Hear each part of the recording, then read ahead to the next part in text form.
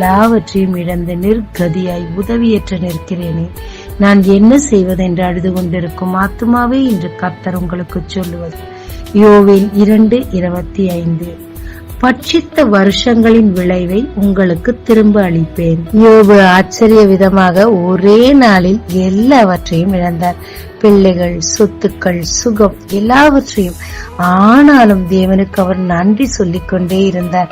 இடையில் வந்த நண்பர்களின் நிமித்தமாக அவர் முறுமுறுத்தும் போனார். ஆனாலும் கர்த்தர் அவரோடு பேசின போது திரும்பவுமாய் மண்டியிட்டு மன்னிப்பு கேட்டு தேவனிடத்தில் திரும்பினார்.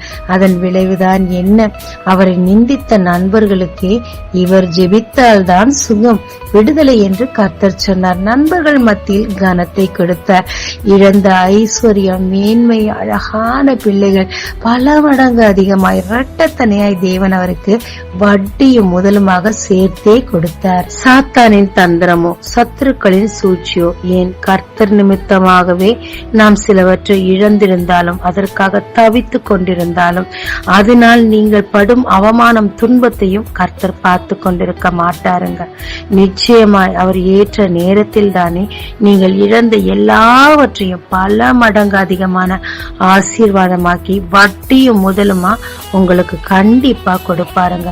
நீங்க செய்ய வேண்டியதெல்லாம் சோர்ந்து மட்டும் போயிடாதீங்க.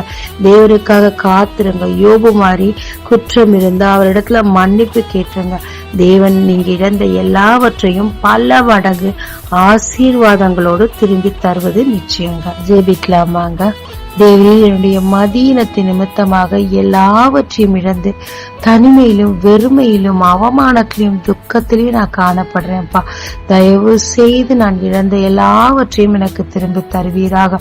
என் மதீனங்களை மன்னிப்பீராக. தேவனுடைய இரக்கம் என் மேல் வருவதாக.